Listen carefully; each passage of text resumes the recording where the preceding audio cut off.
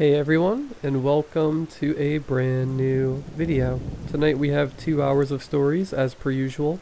I hope you all enjoy them. If you do, please be sure to drop a like rating. Let's see if we can reach 600 likes on this one. I think if everyone took a quick second, we could do it.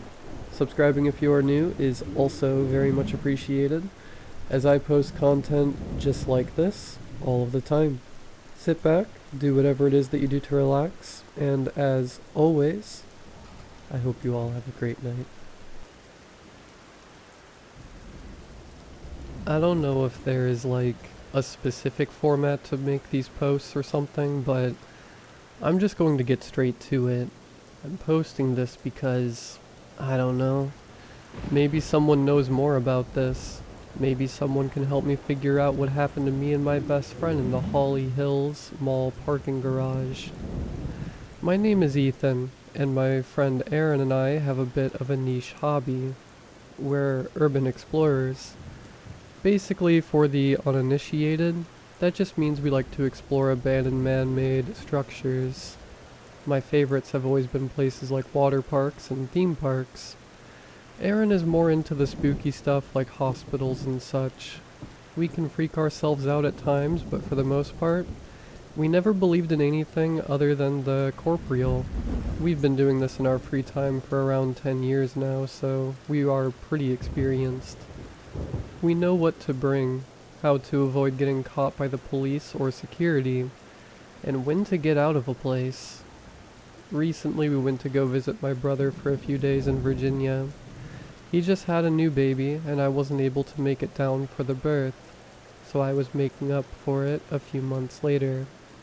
He lived in a small town called Holly Hills, about 30 minutes out from Richmond.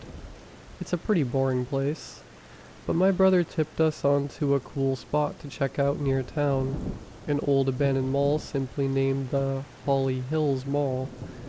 It was built in the early 80s by some wealthy lumber family that wanted to bring more people to the town.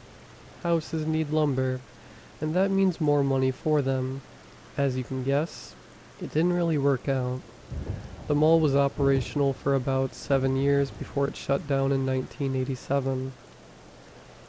I know none of this is really important, but this helps me get my thoughts in order, and honestly, the history of these structures is part of the allure for me. Anyway, we decided it would be fun, and planned a trip on the last day in town, on the way to the airport for a late flight. We woke up bright and early, packed our bags and supplies into the rental car, and said our goodbyes to my brother, his wife, and their kids. The mall sat right on the edge of town. I thought this was odd, seeing as how they usually build that kind of thing central to town for ease of access, but I didn't think much of it. The mall was surrounded by pretty heavy brush and trees, as well as a tall chain-link fence. The entrance was blocked off by a typical dilapidated gate, held closed by a simple chain and padlock. Aaron pulled up to the gate, and I hopped out to apprise the situation. Oddly, the padlock wasn't even locked. Unusual, but not on scene. Sometimes people just stop giving a crap about these old places and don't even check on them anymore. Honestly, it makes us a bit more relaxed in these situations because it usually means no security. I opened the gate, and Aaron pulled the car through. The building wasn't the biggest mall we've seen, but it was bigger than we expected. We drove through the deserted parking lot and pulled the car up to the first entrance we saw. We grabbed our supplies and entered the building. The mall exploration itself was pretty uneventful. It was cool to see all of the ads and architecture that seemed frozen in time, like we stepped back into a stale, post-apocalyptic version of the 80s. There was a pretty massive hole in the ceiling where the skylight had given way to snow, or the elements or something. The tree that sat in the center of the courtyard had grown massive, and was protruding out of the hole in the ceiling. Aaron does these explorations for the fun of it, but I am a bit of an amateur photographer, so I do it for the photos mostly.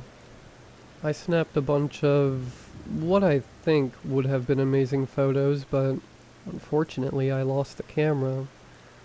Well, I didn't lose it per se. I know exactly where it is, but we'll get to that. During the mall exploration, I did have a feeling that we were being watched. Distant sounds of glass crunching underfoot, or a figure just out of the corner of my eye that disappears right when you look in its direction. But I knew this was just my mind playing tricks on me. There were no signs of security, and no real reason that, even if the cops knew someone was in the building, they would even care to come check. At least that was my thoughts on it, so I ignored it. We hung out in the food court for a bit, ate some sandwiches we had packed for lunch, and then decided to make our way to the car. We got to the car, loaded up, and headed out.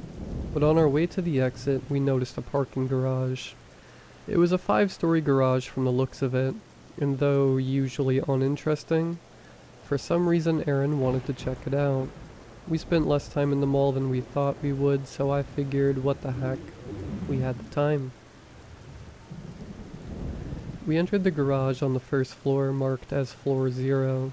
We drove up to floor 4, did some donuts, and Aaron tried his best to reenact Fast and Furious Tokyo Drift on the way down. I was clenching the entire time, of course, because I didn't want to die, but also, it was a rental car. We didn't have the money to pay for damage done by joyriding in an abandoned mall parking garage. We got back down to floor 0, had a laugh, and started toward the exit, until we noticed the ramp heading down to a lower floor. Aaron pointed out how odd it was that there was a huge parking lot, plus a parking garage with 5 floors above ground, and seemingly subfloors below ground, for a fairly small mall in a small town. So we thought we'd make our own detour to see what was down there. Obviously, we were expecting either darkness or water, and we found the first option. Darkness. Aaron turned on the brights and we drove around and found nothing, as expected. What we didn't expect was to see another ramp down to another subfloor, so of course we decided to make a game of it. We both guessed how many subfloors this garage had, and Aaron headed down the ramp. I had guessed too, that this next floor was gonna be the bottom. He said 5. He was being stupid, but imagine our surprise. And there was yet another subfloor. We both laughed in disbelief when we came around the corner on the 4th subfloor to see a ramp down to the 5th. This is a 10-floor parking garage, including floor 0, for this mid-sized mall in this tiny town. What were they thinking? They really overestimated the draw that this place was gonna have. Curiously, we headed down to subfloor 5. At this point it was dark, like super dark. There was no other light from anywhere other than our headlights. We rounded the corner and were in silent awe to see yet another ramp down. We both looked at each other, and I think one or both of us said, "What?" Without further discussion, Aaron steered the car down the ramp to the next floor. For the next 6 floors we drove on in awe and confusion. We were now 11 floors underground. It didn't make sense. Aaron started coming up with theories, getting excited that maybe we'd found the entrance to a secret government base or a sprawling underground doomsday bunker. But he stopped mid-sentence when we both saw something we weren't expecting. A car. It was parked in a spot with its headlights on. As we pulled closer, I decided to roll down the window to see if I could hear anything. Immediately, the unexpected cold from the parking garage filled the car. It was mid-May at the time and was a fairly warm day, so the cold felt out of place. But we were underground, so I chalked it up to that. I could hear the sound of our tires against the pavement and the hum of our car's engine. As we pulled up next to the parked car, I could hear that it too was running. The car itself looked like it was an older make, something from the 70s or 80s. Inside it was seemingly empty. I suggested aloud that perhaps the car belonged to the owner of the property, or a security guard who was doing his rounds, that he might be back any minute. But Aaron pointed out, the car was covered in a thick coat of dust, like it had been there for a very long time, but it was running. I figured it just needed a wash. Aaron did what he does best, and convinced me to get out of the car and investigate further. Only after a bunch of protest and suggestions that we just head out, but he persisted. I exited and carefully made my way around the car, looking inside for any sign of life, but inside there was nothing but leather car interior, except for the passenger seat where a satchel sat, with a thermos resting on top. The keys were in the car, and the radio hummed softly with static. Oddly, everything inside the car also seemed to be covered in dust. Aaron urged me to open the door, and I decided to give it a try, but of course it was locked. I looked around a lot, only being able to see the door to the stairs and the elevators next to it, illuminated by the headlights of the two cars. I hurried back to our car, closed the door, and rolled up the windows. I urged once again for us to make our leave. If there was a security guard lurking around, I didn't want to have to deal with that, especially before our flight in a few hours. Again, Aaron protested. He had to know how many floors this thing had. I can't say I wasn't curious as well. So we left subfloor 11 and headed further down into the depths of the structure. We continued on in silence for 12 more floors before I spoke up. This was messed up. It didn't make any sense, and at this point, it just felt wrong. Dangerous. I was in the middle of expressing this to Aaron when I noticed he had stopped the car and was staring silently ahead. I looked and was astonished to see a horse just standing there. It had the thing around its nose, the reins or whatever, and it was just standing there. After a moment of staring and confusion, Aaron said something like, "Is that a horse?" And I replied with some sort of grunt of confirmation.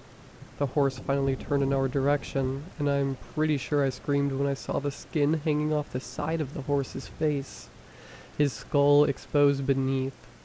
It was then I saw the blood on the floor, a large streak going from beneath the horse's hooves off into the darkness. I didn't want to know anymore.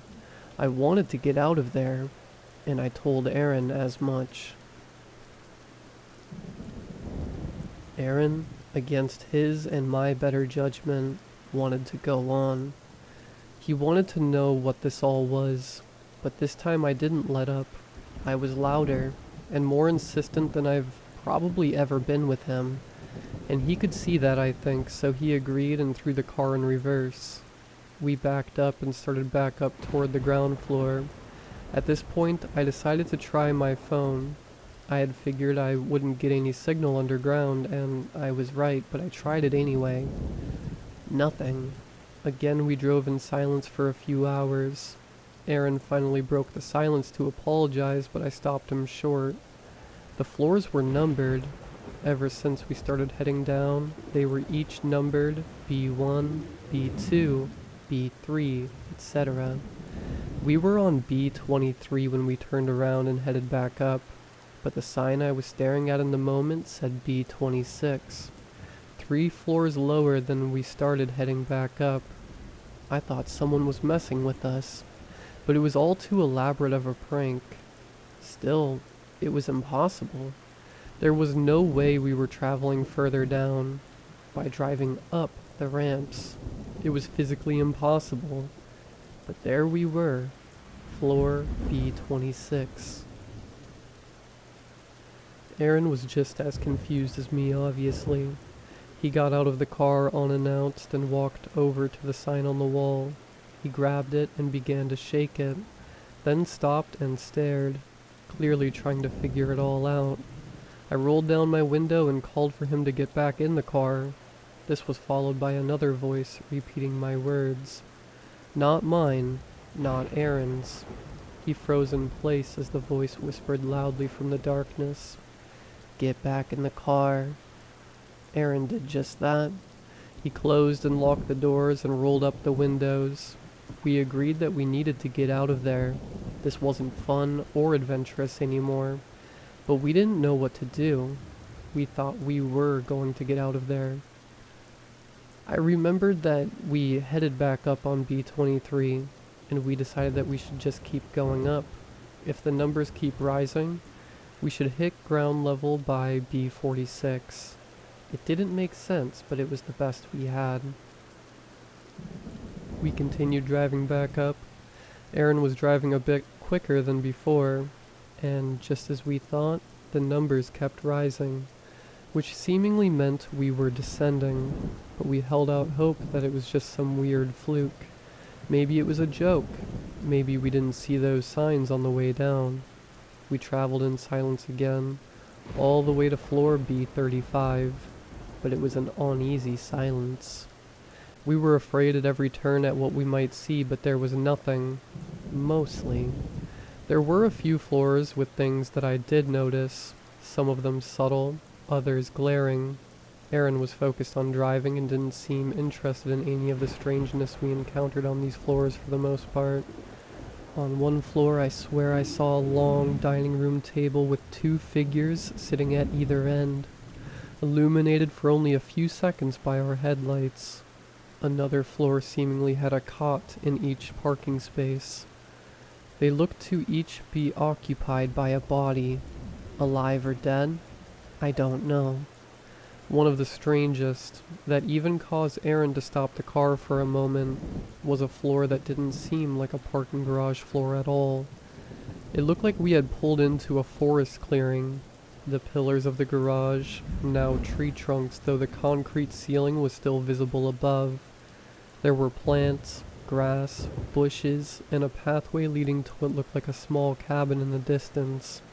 The window glowed as if there were someone home, and smoke seemingly billowed out of the chimney. The curiosity overcame my fear and I rolled down the window. The sound of crickets, cicadas, and a cool spring breeze filled the car. Aaron and I looked at each other for a moment before Aaron blurted out, "No, screw that," and continued on up the ramp.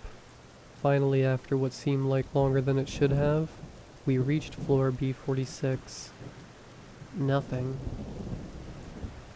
I started to cry. It was too much. The realization that we were lost, underground, without any way out was starting to make me feel trapped. We were trapped. It was like I could feel the weight of every floor above us on me all at once. Aaron kept his cool. He tried to console me. He tried to offer explanations. But there was no explanation. We were in a labyrinth of a parking garage. Aaron started driving with purpose. He turned around and started going down again. B47, B48, B49. He stopped the car, turned around again, and started driving back up the ramps. B50, B51, B52. He started to scream. Anger, frustration, confusion, all overflowing into a furious scream. Then in a deafening echo, his scream reverberated around us, outside the car, within the parking garage floor. The windows rattled, the car shook and then shut off. We were now in pitch blackness. The interior of the car was only illuminated by my cell phone, which I had plugged in and had charging. I picked up the phone and turned on the flashlight. Aaron was desperately trying to start the car, but there was nothing. Not even a click. Then he screamed, this time in alarm. In front of us, in the darkness, were 2 large eyes, staring right at us. I have to express that when I say huge, they were massive, each seemingly the size of the wall. They felt almost flat and unnaturally still, but you could feel the consciousness behind them. Something was staring right at us. The whites were snow white and the irises were an icy cold blue. The pupils were dilated and pitch black. And Aaron slammed his fists on the steering wheel over and over. A voice seemingly inside the car whispered again, "Get back in the car." Aaron's percussive maintenance seemed to have worked because the car started back up. without him even turning the key. Whatever was down here seemed to want us to leave, and we wanted to leave too, but we didn't know how. Aaron put the car in reverse and spun it around. I could still see the eyes in the mirror. He sped up the ramp, totally disregarding the numbers. He drove a good 6 or 7 floors before I noticed something standing out in the darkness. Each floor now had a dim light. I was able to calm Aaron down enough for him to listen to me, and I pointed it out. He stopped on the next floor to see the light in the distance. It was a door. The door to the stairs is illuminated by an emergency light above it. It was our only chance. It was our last option. He drove over and parked the car in front of the stairwell door, illuminating it fully with the headlights of the car. We both bolted out of the car. Aaron flung open the door and we started running up the stairs. After the first flight, we saw the number on the stairs, B57. We were ascending. I started to tear up in excitement. We continued on faster than before. For 20 floors, we basically ran. Energized by the fact that the numbers were going down, which meant we were going up. Around B30, we started to slow down pretty significantly. We were still making our way up, but we were tired. It was then that I looked back for the first time. The stairwell above was lit on each floor, but as we made our way up to the next floor, the lights on the previous were turning off. Turning back to head up the stairs, I ran into Aaron, who had stopped in front of me. He was looking up at the top of the next flight of stairs.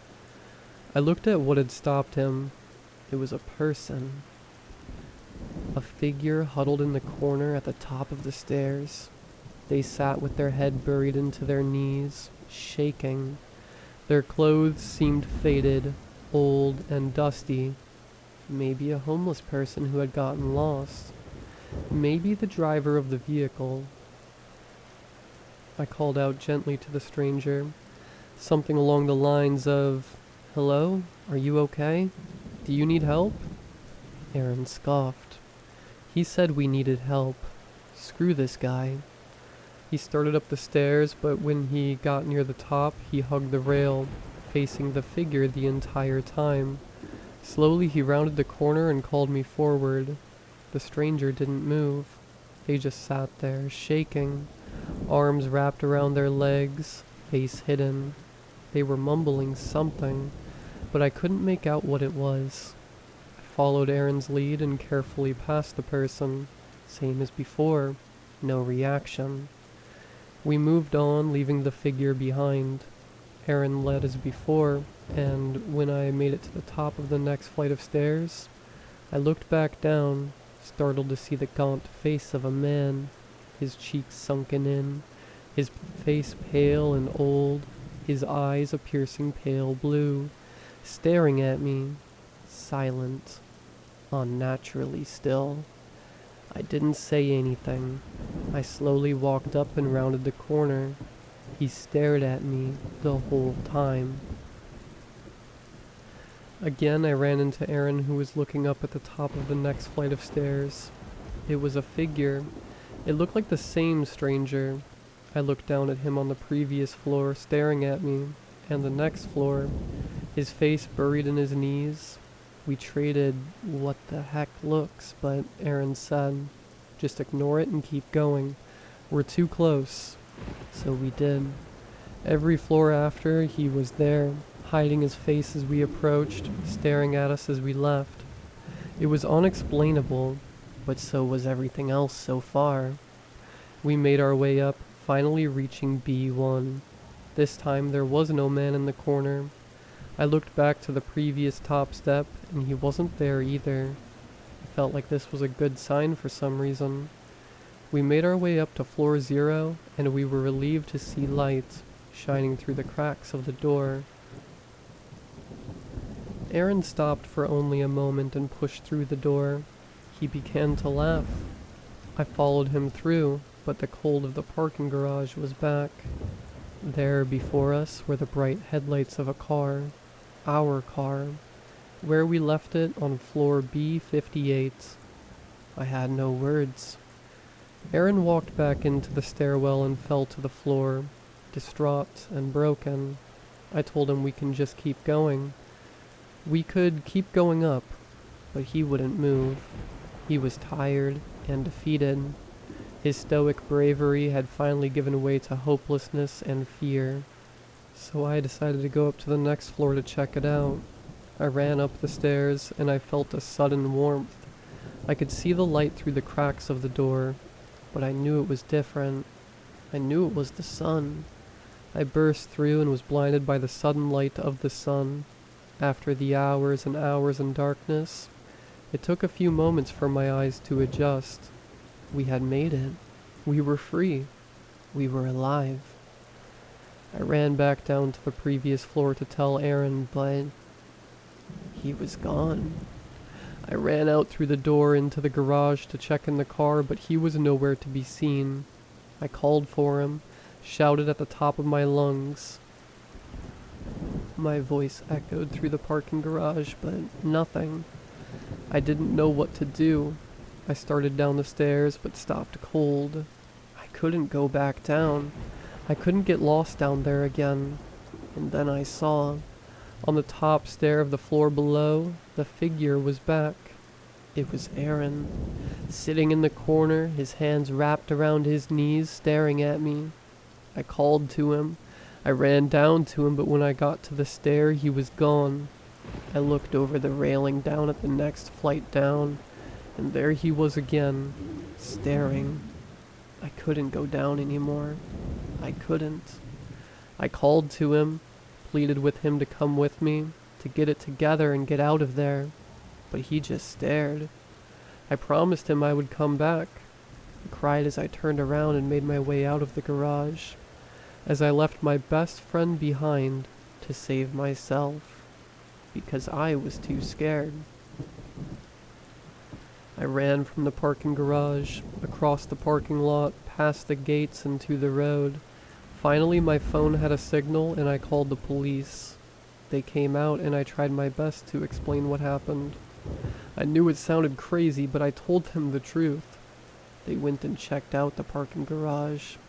They searched the entire thing, as well as the mall and surrounding area. Nothing. In fact, they told me there was no subfloors in that garage, like I dreamt it all up. How could that even be? I was tested for alcohol and drugs and fined for trespassing. When my brother arrived to pick me up, I tried my best to explain what happened, but if it couldn't get any weirder, he swore to me he didn't know who Aaron was. They've known each other since they were kids. He's been my best friend for 20 years, but he swore, his wife too, and kids. None of them remembered him. After that, I looked for any evidence of Aaron I could find. All the pictures on my phone were gone. My camera was still in the car, and there was no proof of his existence online, anywhere. I didn't dream him up. I don't do drugs. I don't drink. I don't have any history of mental illness. I didn't make up 20 years of friendship. I've been seeing a therapist and started some meds. It hasn't helped. Nothing has. Something doesn't feel right. This world doesn't feel right. Like I came out of that parking garage into a life I didn't own. I feel like I don't belong here. Every day it becomes more and more clear to me that I have to go back. I don't know what I wanted to get from this post. Maybe to just tell my story, for people to know I existed. Aaron existed. Maybe to find someone who knows what happened to us, who knows something about the Holly Hills Mall, who can make any sense of it. Either way, I have to go back. I have to find Aaron. We have to get back in the car.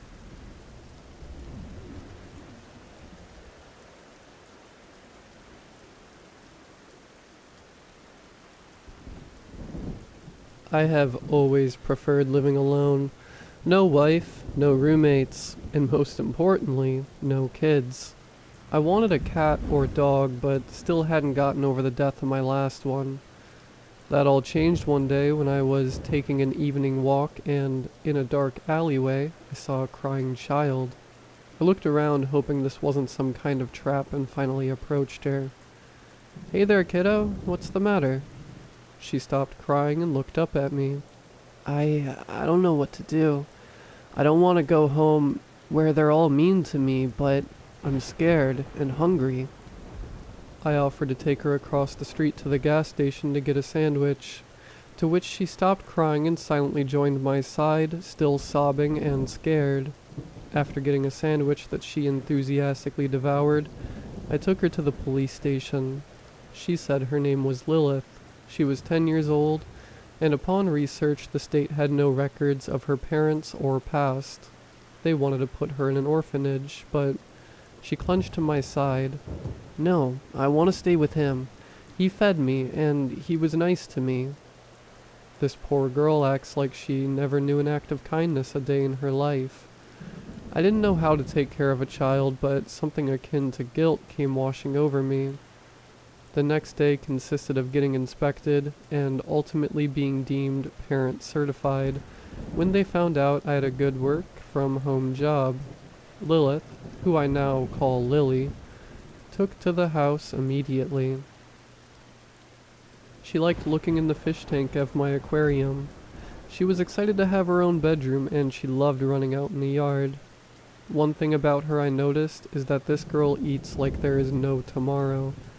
Oddly enough, she wasn't skin and bones when I met her, but she doesn't even have a trace of fat you would expect most kids her age to have. She looked like a mini adult. After eating 3 sandwiches and a bowl of ramen, she went to take a nap. I still haven't totally adjusted to having another living being other than fish and plants in the house. But she brought nice energy, and her always being hungry reminded me to eat something myself. I made a note to do something soon, otherwise she was going to bankrupt my grocery bill. I decided to take her out on a walk around the park area, hoping she would get tired and sleep easy tonight. To this day I regret doing this. On the walking path, a deer walked in front of us. "What is that?" "Have you not seen a deer before?" "Is it edible?" "Yes, actually, though I don't eat them." Lily then walked up, even though I told her it might be dangerous. I then watched in horror as she transformed into something not human.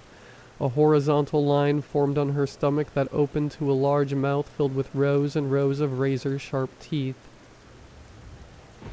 Black, corvid-like wings protruded from her back, and a dark circle dripping some kind of black ooze formed over her head. A large tongue like the tentacle of a squid wrapped around the deer and pulled it in. Blood splattered and bone crushed as she chowed on the deer like it was a candy bar. Then, like nothing happened, she turned back into her human form. "That was delicious," I heard her say. Having no reaction myself except trying not to faint from the gruesome horror I had witnessed. "We should go home, Dad. You don't look so good." From that point on, I was afraid. Feeding her felt more like I was making an offering to a malevolent deity, and one night I woke up at 3 a.m. to which my blood ran cold when I saw her at the foot of my bed. "Dad, I'm hungry." I got up and made her 2 ham sandwiches. To avoid losing all my food in 3 days and keeping my bill down, I had to resort to more drastic measures. We would go on walks in the woods where we would go deer hunting, and I would let her eat her fill before returning home. On days when we couldn't find deer, I would take her to the rancher when I knew the farmer wasn't home and let her eat a whole cow. With the mess that got left behind, they always ruled up to an animal attack. The thing that got me the most is that when she's not acting like a voracious monster, she was the happiest little girl in the world. She loved having her hair brushed, making daisy chains, and I even bought a Switch so we could play Smash Bros together. I really enjoyed having her around, maybe because I was too lonely before. One evening we went on a walk in town, and we were stopped on the sidewalk. One man was in front of us with a crowbar. Well, well, look at that. He then had an accomplice with a switchblade behind us. Make this easy on yourself, pal, and leave the girl. I was once again afraid not just of the men, but of something happening to Lily. I didn't notice when one of the men walked up to me and whacked at my knee with a crowbar. "Dad!" I heard Lily yell as blood rang through my ears and pain shot through my knee. He grabbed her by the arm, and she transformed. "What the?" I heard the men yell, as she coiled her tongue around his leg and dragged him into her maw like he was livestock. His friend tried to run for it, but she devoured him as well. His screams must have lit up the silent night ambience, but I was in too much pain. My world was spinning. My hearing was muffled and my vision was blurring. Finally, I came out of it long enough to pull the phone out of my pocket and call an ambulance. "Sweetie, if the cops ask you what happened, or anyone asks, I was hit by a speeding car." She nodded, and moments later the ambulance arrived to take me to the hospital. After getting a cast and some crutches, I was allowed to return home. I'm glad my job was work from home, so I don't have to worry about a babysitter, and I was going to homeschool her when the season started. I told her never to transform in front of other people and to never eat another human being again. She agreed to all of it. One night I walked outside and saw her staring at the sky. "Hey, Sweet Pea, what are you looking at?" "What are those lights in the sky?" "Those are stars, sweetie." "They look delicious. I hope one day I can go up there and eat every last star." "I know you will one day, sweetie." I'm still terrified of her. And yeah, I know I live with a monster, but when you love someone, you look past the flaws. She gave me someone to work hard for, and I love her, and she loved me. I think, or at least, I hope.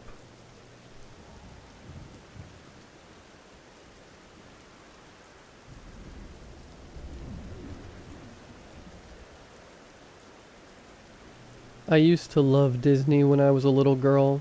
I had every lunchbox, water bottle, backpack, and notebook with Mickey's face on it that I could get my 6-year-old hands on. I would doodle the clubhouse characters during class, and I would ask to go to Disney World every year for my birthday. My family wasn't the wealthiest, so the answer was usually no.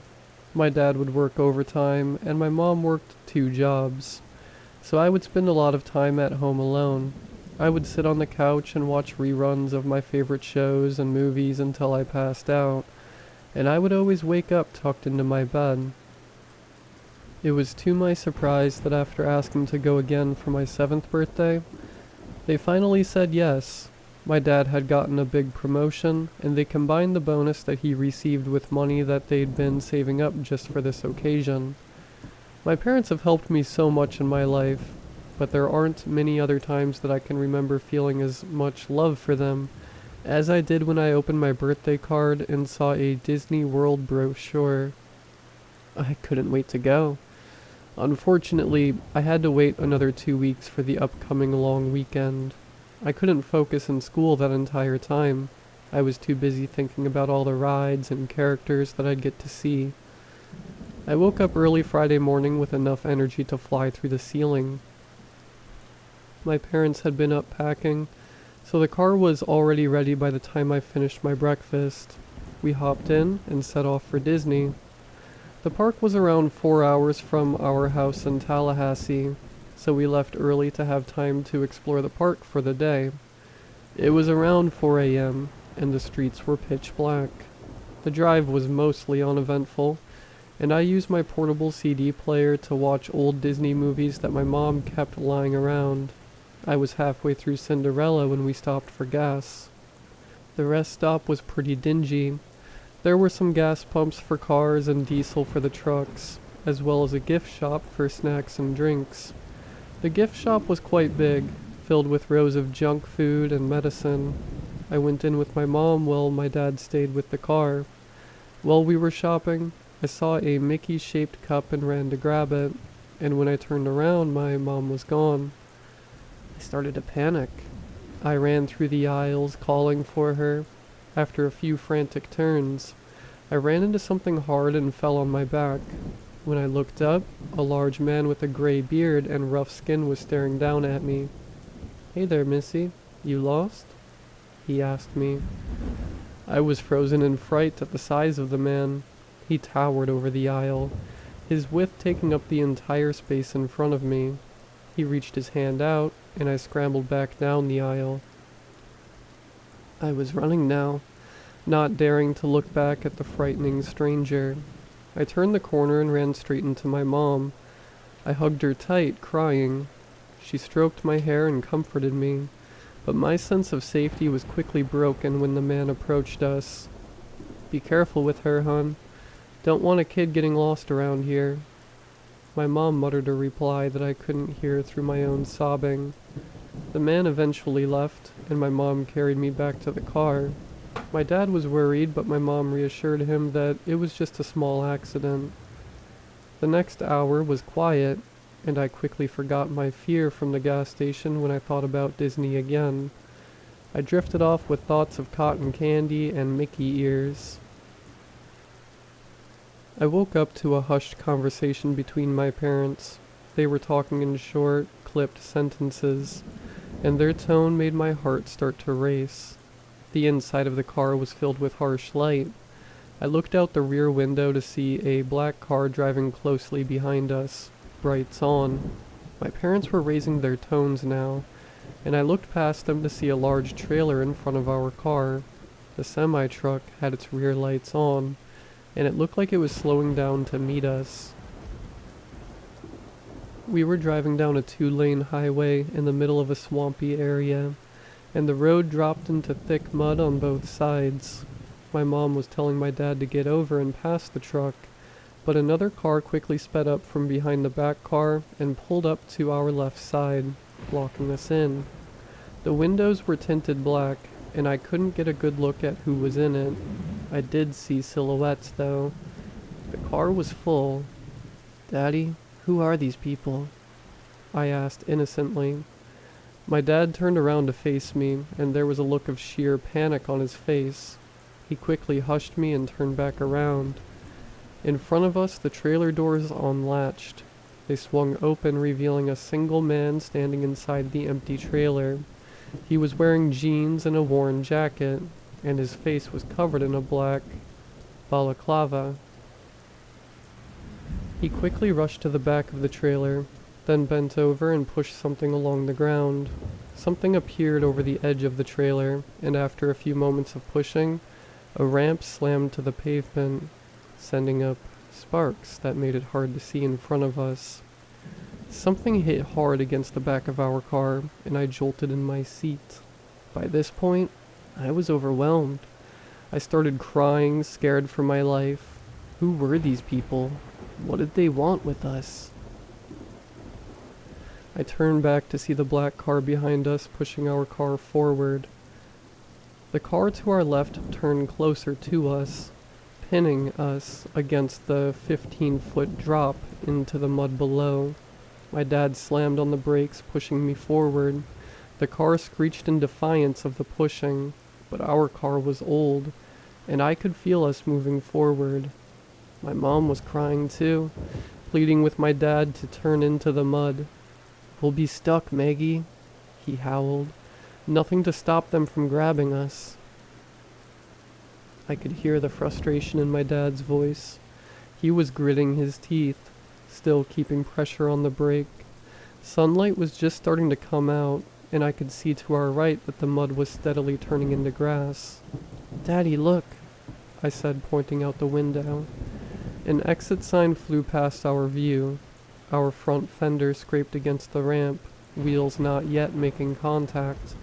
In an instant, a turn-off road opened on our right, and my dad veered off the ramp, barely making the exit.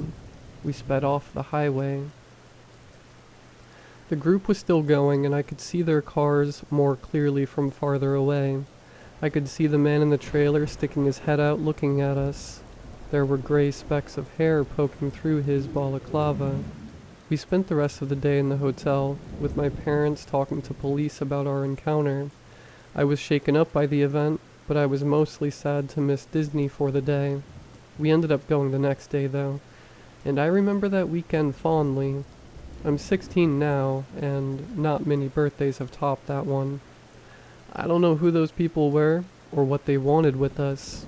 I'm just getting my driver's license, and despite everything I've learned from driver's ed, there's one thing they didn't teach us. Never drive behind a semi.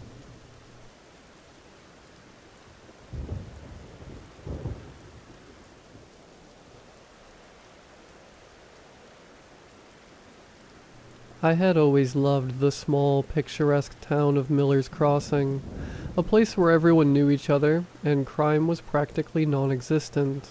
So when I inherited my grandmother's old Victorian house on the edge of town, I was thrilled. My grandma had passed away a few months back, leaving behind a lifetime of memories and a house filled with antique furniture and dusty knickknacks. I decided to move in temporarily to sort through her belongings and maybe get a change of scenery. The first few days were uneventful. I spent most of my time cleaning, organizing, and occasionally chatting with the friendly neighbors who stopped by to offer condolences and share stories about my grandma. It wasn't until the fourth night that things started to get strange. It began with the knocking. I was in bed, just about to drift off to sleep when I heard a soft, rhythmic knocking coming from downstairs. At first, I thought it was just the old house settling, but the knocks were too deliberate, too patterned to be random creaks. I got up, grabbed the flashlight I kept on the nightstand, and cautiously made my way downstairs. The knocking continued, echoing through the empty halls. It seemed to be coming from the basement. I hesitated at the top of the basement stairs, and the flashlight was trembling slightly in my hand. I took a deep breath and descended, one creaky step at a time. When I reached the bottom, the knocking stopped. I swept the flashlight around the basement, illuminating dusty shelves and cobweb-covered furniture, but saw nothing out of the ordinary. I shrugged it off as my imagination playing tricks on me and went back to bed. The next morning, I found something odd. In the kitchen, on the small table where my grandma used to have her breakfast, lay an old leather-bound journal. I didn't remember seeing it before. Curiosity piqued. I opened it. The journal belonged to my grandmother. It detailed her life in Miller's Crossing, but towards the end, the entries became increasingly erratic and paranoid. She wrote about hearing strange noises at night, about feeling watched, and about something she referred to only as the Watcher. The last entry sent chills down my spine. The Watcher is coming for me. It knocks to warn me, to let me know it's near. I fear my time is running out. That night, the knocking started again. This time, it was louder, more insistent. I followed the sound to the basement once more, my heart pounding in my chest.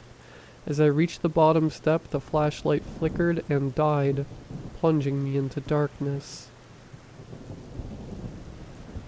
Panic set in, and I fumbled for my phone to use its light.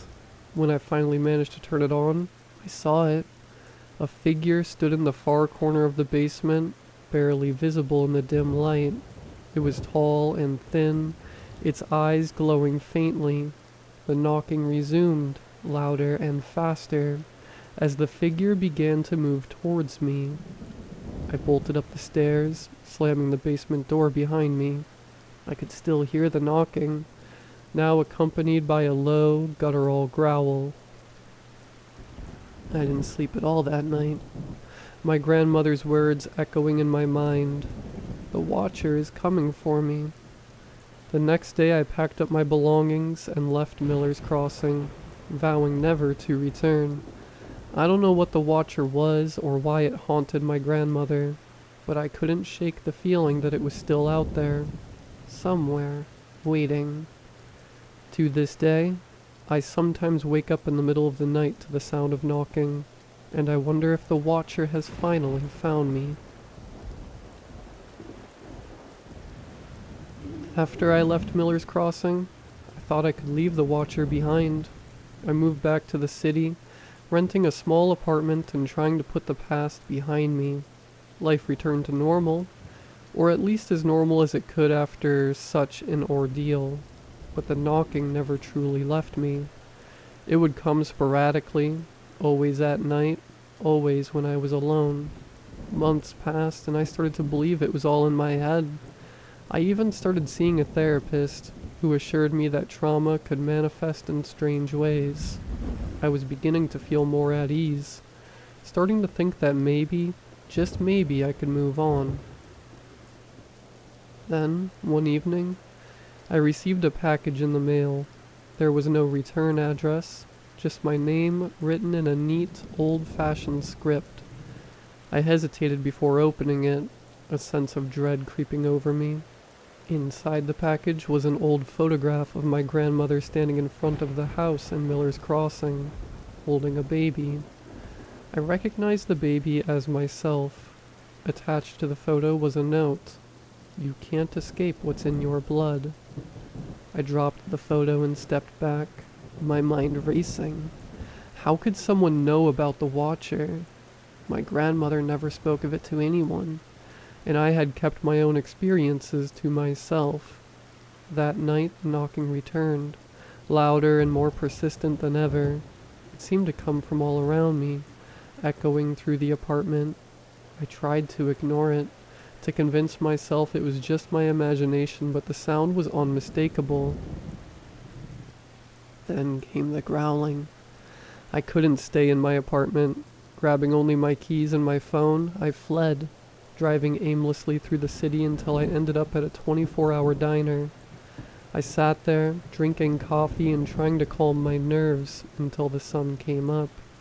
Over the next few days, I researched everything I could about the Watcher.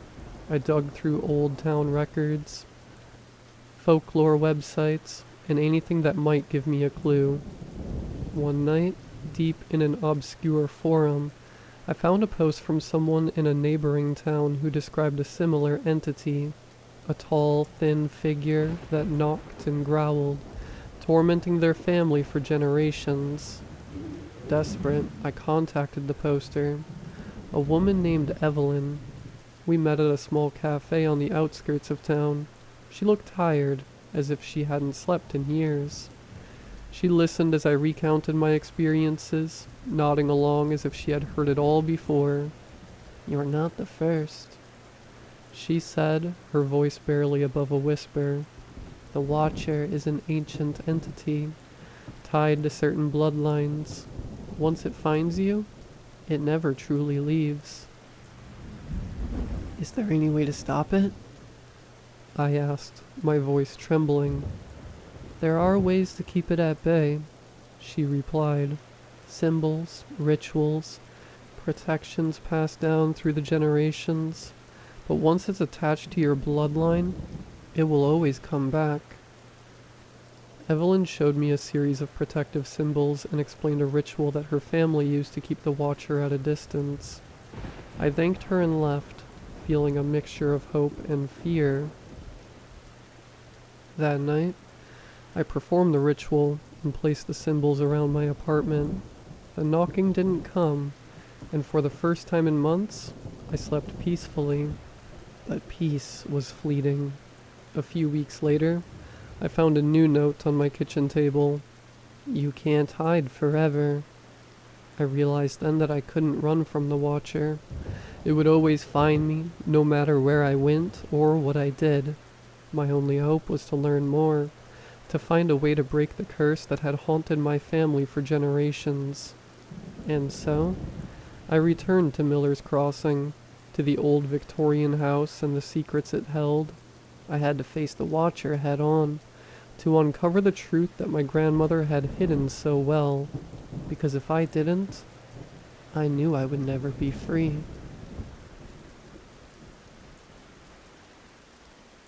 Returning to Miller's Crossing felt like stepping back into a nightmare. The old Victorian house loomed ominously at the end of the street, its windows dark and lifeless. I parked my car and stared at it for a long moment, summoning the courage to go inside. The protective symbols and rituals Evelyn had taught me were my only defense against the Watcher, and I clung to them like a lifeline. The house smelled of dust and decay, as if it had been abandoned for years rather than months. I made my way to the basement, the air growing colder with each step. The door creaked as I opened it, and I felt a chill run down my spine. The basement was just as I had left it, filled with old furniture and boxes of my grandmother's belongings. I set up candles around the room, placing the protective symbols in a circle. I began the ritual, chanting the words Evelyn had taught me. The air grew heavy and I felt a presence watching me from the shadows. The knocking started again, but this time it was different, more insistent, more demanding. As I finished the ritual, the candles flickered and went out. The room plunged into darkness and I heard the growling, closer than ever before. My flashlight flickered to life and I saw it, the Watcher standing at the edge of the circle. Its eyes glowed with a malevolent light, and its form seemed to shift and waver. "You cannot banish me," it hissed, its voice echoing in my mind. "I am bound to your blood. I will always find you." Summoning all my courage, I stepped forward, holding out the symbols. "What do you want?" I demanded. The Watcher paused, as if considering my question.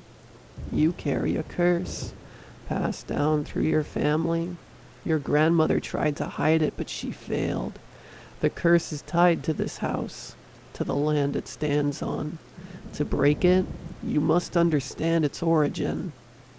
With that, the figure vanished, leaving me alone in the dark.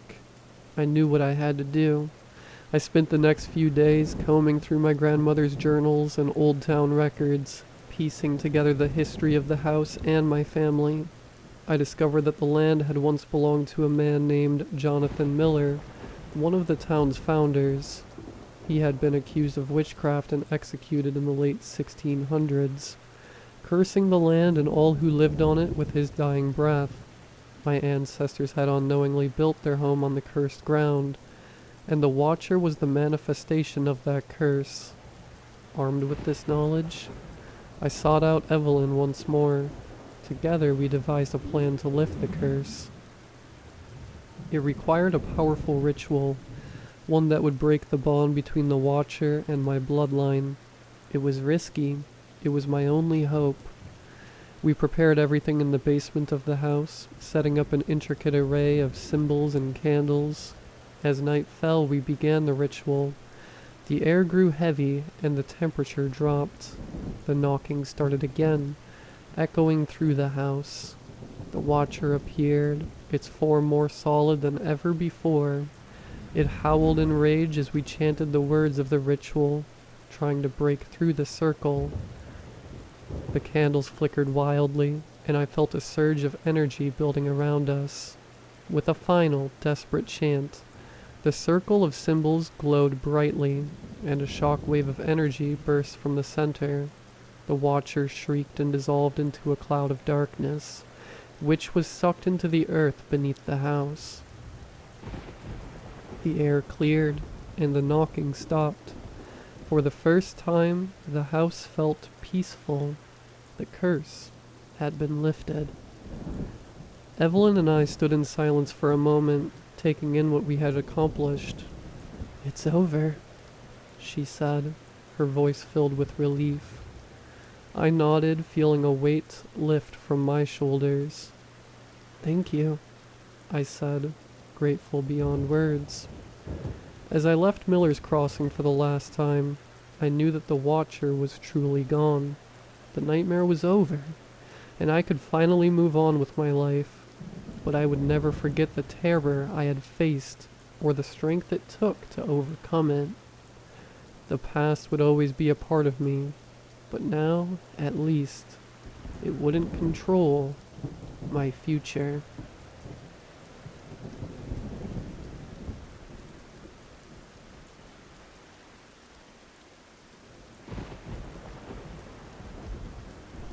Greetings world. So apparently people share their supernatural experiences on here, so I thought I'd share mine. Okay, so before I begin, let me start with some basic information. First of all, I've never been one for the supernatural. I'm not an active believer, but I usually find myself doubting stories of demons or ghosts.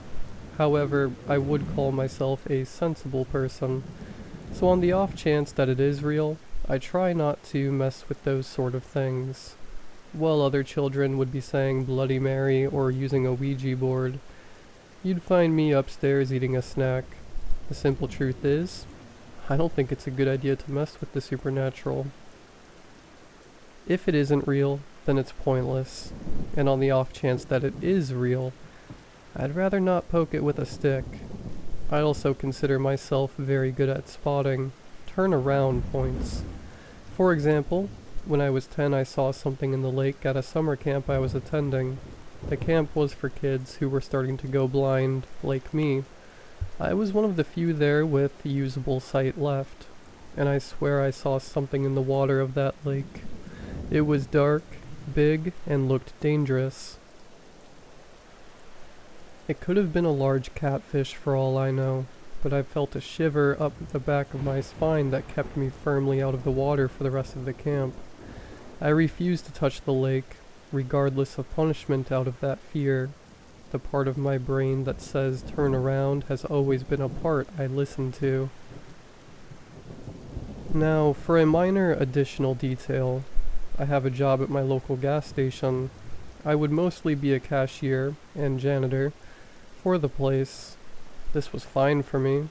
Even blind, you just have to clean entire sections. And working a cash register is easy with certain accommodations. So I suppose that brings us to the elephant in the room. I'm blind.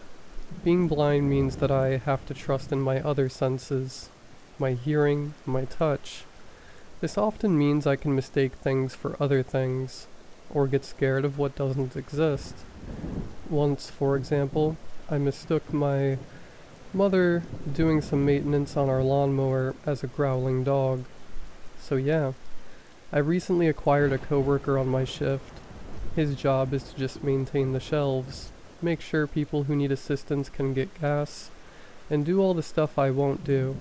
It's just the two of us, working that 6-hour shift every day, including weekends. I don't know why he works all week. I do so because I have nothing better to do. His name was Joe, and we worked together. It has been a week since Joe started working with me, but something is off about him. He's incredibly quiet, and doesn't speak unless spoken to. This has become a bit of a problem for me, since I can only detect him when the gas station is quiet, and I hear him moving and breathing. To mention ages, I'm about 20, whereas he, I'm told, is 23. We rarely talk, and even then it's usually nothing but a quick exchange of sentences started by me. I'll yell out Joe, hear him say yeah from somewhere around the store, and ask him either to do something, help me with something, or help a customer. He rarely says more to me than of course and I'll do that for you. His voice is quiet and thin, often as low as a whisper. He really doesn't make it easy on me to find him in the store, but I try. The way I met him was my boss showing up the evening of my shift and saying, "This is Joe. He's going to be working with you, Marcus." I've worked this shift alone for a year now, so I wondered why he was there, and I asked her, "Well, we need someone to cover for those areas where you're weak," was her main reason. I accepted this. I had always had trouble with customer service and stocking the shelves. His first day was fine. I showed him around, my white cane tapping across the linoleum, as I showed him the back room, the shelves, and the bathroom. It was his second when things got weird. I was standing at the cash register when I felt a shiver down my spine. Now I haven't gotten such a feeling in a while, and the place wasn't busy this time. I work late evenings into the night, so I thought on it. I remembered that time at camp when I had felt this feeling and I tried to figure out what was triggering it. That's when I detected it. Behind me, there was the faintest sound of breathing. I turned around quickly and asked, "Joe?" There was a long pause of the same breathing before I got my response. "Yeah?" Joe said quietly from right in front of me.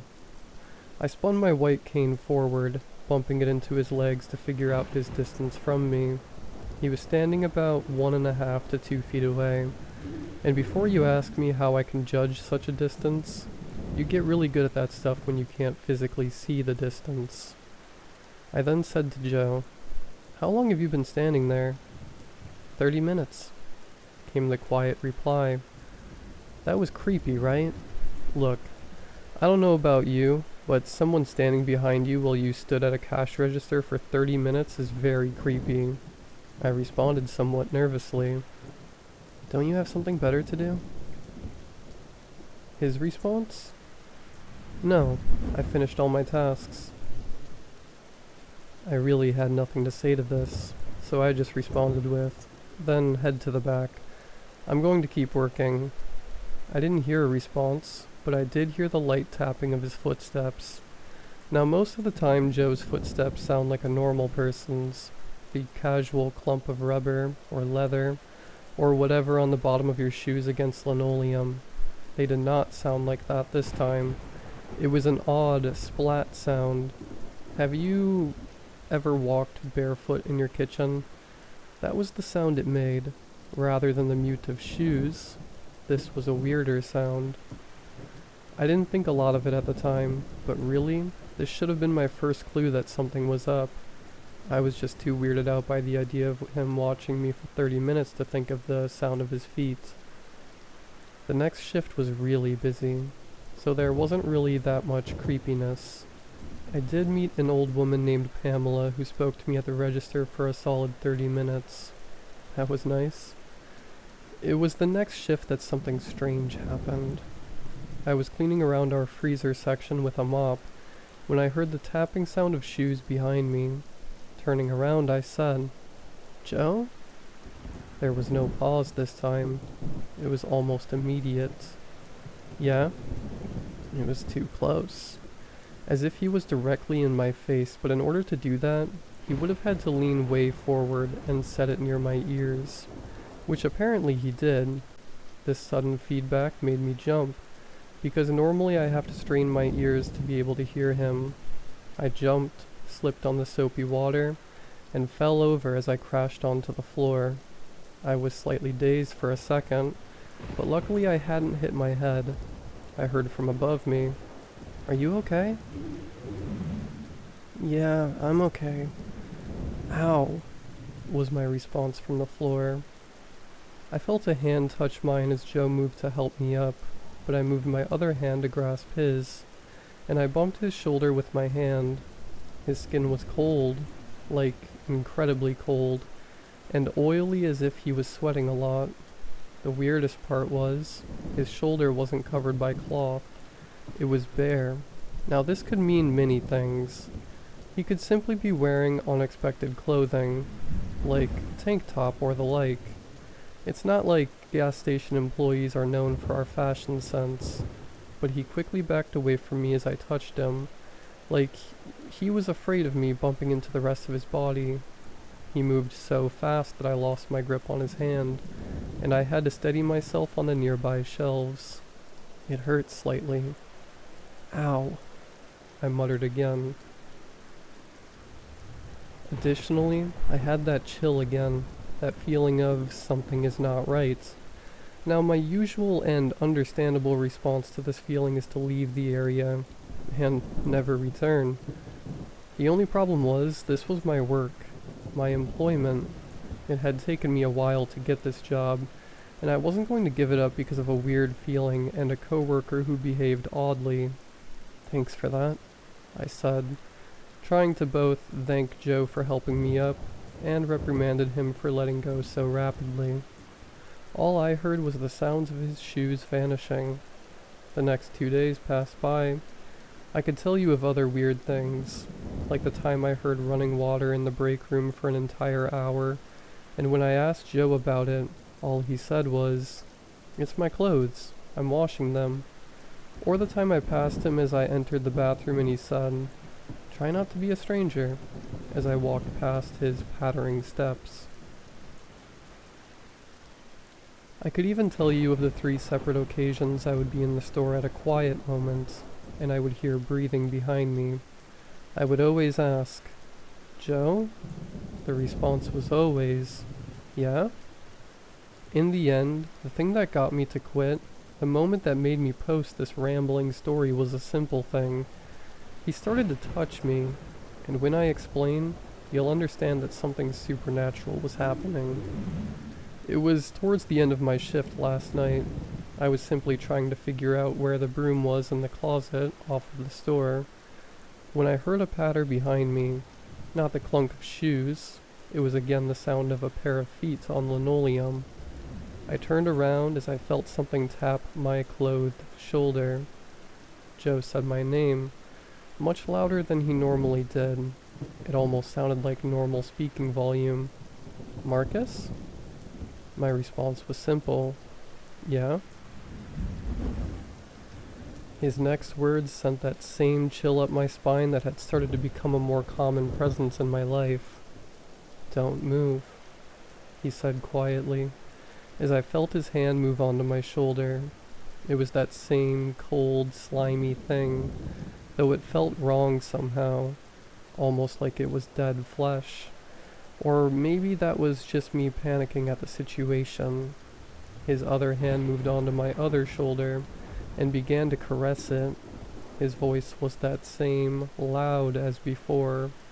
Finally, he spoke at a normal volume. "I like you. You can't see the problems." I was too terrified to be offended, though in hindsight, I am offended. What? I get liked because I'm blind? I didn't know he was ableist. "What problems?" I responded. "Shh, it's nothing." I felt his hands grip my shoulders again, tighter, and I felt something press against my stomach. Thinking now, it could have been his foot or leg. Perhaps he contorted himself into an odd position so he could touch my stomach, while keeping 2 hands on my shoulders. But I don't believe that. I swear he had a 3rd hand, touching my stomach with long fingers. This was the final straw. I heard him start to say something, but I was already lifting my white cane. For those of you who don't know, white canes are not sturdy, not even a little bit. They are less good than a solid tree branch in my opinion as a weapon. Mine was slightly better, made of a thin metal and a foldable design. Many solid white canes are not foldable, and are made of fiberglass, which, while light and easy to carry, makes for a terrible weapon. My cane, however, managed to hit his face. I had aimed for where the sound of his voice was coming from, and I had hit him. He let out a grunt, and I could feel his hands loosen slightly. I don't know why, but I simply took this moment to shove forward with my body, pushing outward against him. I don't know how strong he is, but I managed to shove him off of me, and I moved for the door. I did not, in fact, move towards the door quickly. I was disoriented, I could feel my cane was broken, and I needed to find the exit. I heard him quietly behind me as I moved away. "Aw, that's okay." He then made a shushing noise. "It will all be okay. I'll talk to you later." His voice sounded almost infantilizing, fetishistic. I don't know how to put it other than that it creeped me out. Eventually I found the door and just started running parallel to the side of the road, using the sound of traffic to guide me. Next to the gas station was a large cornfield, so I simply followed along the edge of it until I was too tired to run. Then, using my cell phone and the software known as Screen Reader and TalkBack, I called a Lyft and made it home. I emailed my notice of quitting to my boss. The reason? Harassment. I don't know if Joe was supernatural or not. The third hand could have been anything really. I'm just a scared guy, writing this post in my room. It's a rambling, badly edited mess that I'm not even going to proofread. I doubt you all can help me, unless you can somehow identify who or what Joe was. In short, I'm just telling you of my problem. It may have been supernatural, and you guys are apparently experts on that stuff. If you know what Joe was, or have seen him, let me know. I'm not going to reveal where the gas station is, simply because it is within walking distance of my home, and I don't want to accidentally dox myself.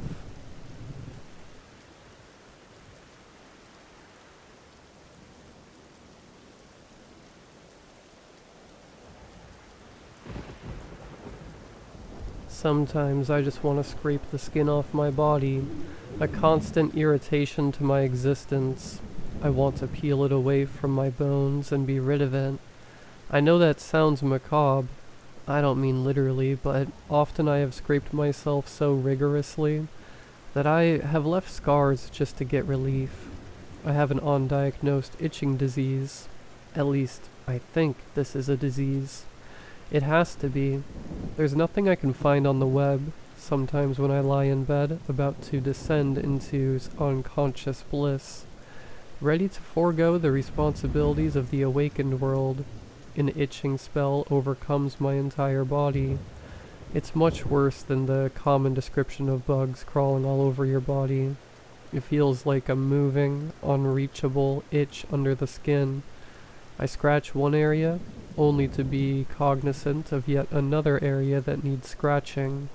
My fingernails are tools without effect, too dull to get the job done. I keep a screwdriver and a pair of scissors on the nightstand beside my bed. Sometimes the finite point of the screwdriver is adequate. Other times the broad surface of a scissor blade is needed. I scrape and dig, plowing sharpened edges across my skin with little or no relief. And yes, I've tried medications of every sort. My dermatologist is bewildered and thinks my condition is more akin to a mental disability rather than a physical ailment. She suggested a psychiatrist might be able to help me stop itching. I do not concur. If the spell drags long into the night and I haven't slept, I will fill the tub with lavender bubble bath and scalding hot water, get in, and hopefully fall asleep. In addition, but not on every occasion, I'll pour myself a little Kentucky bourbon and sip it until I'm numb to the boiling of my skin. I try not to make a habit of it, but it's nice to have a spare bottle just in case. There was a particularly bad night when nothing seemed to work. I had gone through my normal steps of trying to ease my affliction, scratching and bathing and sipping with no relief. Every inch of my skin itched. When I scratched my legs, I felt an itch in my back. Scratching in one locality made it universally worse. I decided another bath may do the trick, and maybe instead of sipping, I'll get straight away drunk and get some sleep. If I can't fall asleep, then I'll pass out. I know I was in the tub for a long time, for my hands and feet were wrinkled, and usually by that time I had fallen asleep. I was in a state of consciousness between slumber and wakefulness when I noticed a little flashing light under the skin in my forearm. A red point of light blinking fast and then slowing down, a continuous pattern alternating between the two. I immediately felt nauseous, my head spinning, stomach churning, and my ears ringing. I vomited in the tub, not once, but numerous times until the contents of my stomach were empty, and then I was dry heaving. This lasted for about an hour. My throat was raw and sore. My stomach muscles were tight, balled up in tension, and then it stopped. My entire body relaxed, and a warm sensation enveloped my body. The light in my forearm was flashing green, slowly fading away, until it was gone. Needless to say, there was no sleep that night. I tried to call out of work, but my manager told me that I had already used all my time, and that another absence would amount to a critical written. I slugged through the day, checking my arm every now and then to make sure there was no blinking light. Over time, my fears subsided, and I reasoned that I was probably drunk. There were the classic symptoms of being way too drunk, except for the blinking light lodged in my skin. Maybe it was a rare hallucination, something I never realized I was prone to, but these things often develop late in life. And then one day, it happened again. I was at work running the forklift, and as I turned the steering wheel, I saw the blinking red light. I jumped off the forklift and ran to the bathroom. I started vomiting before I got to the toilet. Green beans and regurgitated meatloaf spilled out onto the floor. I slung open the stall door and crouched down over the toilet. "Oh, crap," someone said as he walked across my lunch. "Man, are you okay?" I was unable to give a coherent answer. The only sound I could make was an involuntary gag. The door opened and the mysterious stranger was gone. Whoever it was must have been seriously concerned with what he witnessed. Dave, my manager, came to check on me. "John, are you alright? You've been off the dock for an hour now." I managed to communicate something intelligible as to my assertion that I was in fact not alright. An hour? His sense of time was well removed from reality. "This must be food poisoning or something. What did you eat? I guess I'll take you to the hospital. You think you can stop throwing up before you get in my car?" The blinking red light slowed and turned green. "I think I can manage." Dave drove me to the emergency room and dropped me off at the door. "When they're done with you, call the center and Todd will come pick you up. You're good with the absence as well. I won't count it against you for leaving early." I turned and lumbered towards the automatic doors. As the doors slid open, I noticed a tall, slender humanoid, dressed in a black robe, standing next to the nurse behind the desk. It was hunched over to fit under the ceiling. It had an elongated skull that split in two at the back of the head and curled in under its cheek lines, a broad face with 4 eyes and a wide gaping mouth. Its skin was gray, mottled with bright red scars. As it moved its arms, they extended well beyond its body and over the top of the desk. The creature reached around the nurse and motioned for me to come forward. I ran away from the building and to the entrance of the parking lot. I called the center and got an irritated Todd on the phone. "Already? Dave hasn't even gotten back yet." "Yeah, I'll come get you." "Todd, I'll meet you at the store. I'm going to get something to drink. Something to calm my stomach," I explained, not wanting to be anywhere near the hospital. "They didn't give you anything there?" "I didn't go in. I'm fine. Waste of time." "Well, does that mean you can finish your shift?" I told him politely that just because I didn't go inside didn't mean I was ready to go back to work. I was still sick. "Whatever. You know we had time to clean that stuff up," he answered. "You cleaned up the vomit?" "No, but I had to pull someone away from the dock. Now we're behind." I just apologized and asked again if he could come pick me up. It took him 2 hours to get there. When I got home, I was determined to cut the dang thing out of my skin. I had a good sharp box cutter and a bottle of liquor to quell my inhibitions. I knew exactly where it was located, the light flashing incessantly in my mind. The very thought of it made my stomach queasy. I took several shots and waited for the effects. I wanted to be numb, not sloppy. I didn't need to be a precise surgeon, but I sure as heck didn't want to haphazardly cut in the wrong place. Quick, precise, and without much intrusion. It didn't seem deep, so I decided to make 3 incisions, fold the skin back, and pluck it out. I took another shot. The anticipation of pain was affecting my buzz. I grew impatient with the cowardice, took a large swig from the bottle, placed my arm over the sink, and made 3 quick cuts. The pain was sharp and excruciating. Blood seeped through the wound, thick and fast, large drops pounding against the porcelain. My flap idea wasn't as well thought out as I had imagined. The skin didn't easily fold back, and there was too much blood for me to assess the situation. My will was faltering. I didn't have the fortitude to make another cut. I ran some warm water and put my arm underneath. I had all but made up my mind that I was done, but then as I washed off the blood, I could see that the light was still blinking red. My stomach churned, my eyes shook, spots shooting across my field of vision. I started dry heaving, my body jerking violently, throwing blood everywhere. The sink and floor were a mess. I slipped and fell to the floor, knife still in hand. My mind was overwhelmed with sensations and none of them good. Instinct took over and I shoved the knife point down through the skin and right into the light. It stuck. The pain in my stomach subsided, but the feeling of the knife in my arm became more acute. The light faded and shut off. I moved the knife vertically, making sure that the light I had snagged didn't fall off.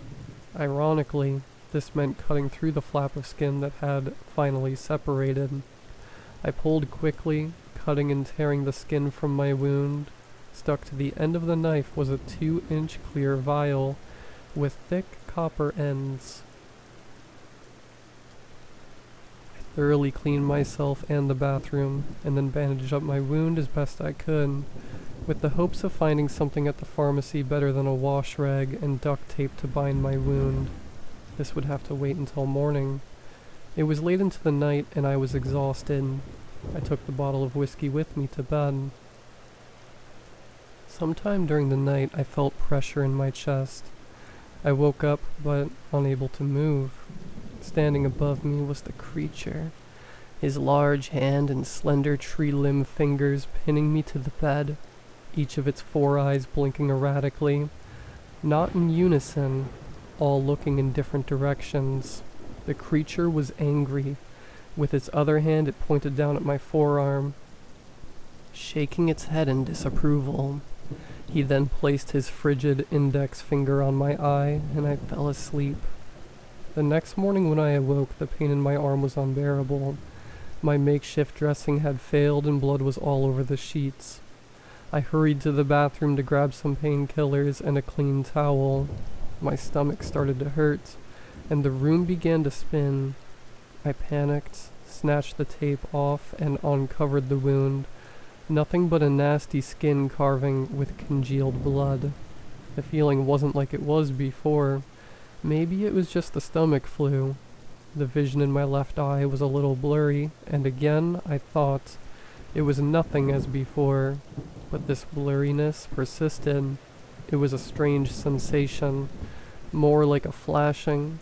I turned to look in the mirror, and to my horror, I saw a blinking red light just behind the pupil of my left eye.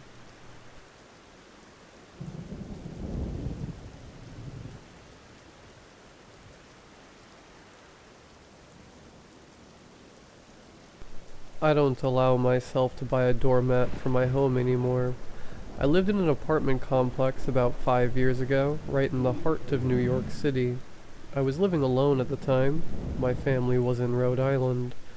And with me being new to the area, I didn't have many friends to speak of. I moved into Shallow Reed with my backpack and 2 large suitcases. Boxes from home were on the way, but it couldn't be anything too big to not fit in the mail, and had to be light enough for me to not go dirt poor in fees. My family helped, but they've already done enough. I was fresh out of college and looking to be an editor.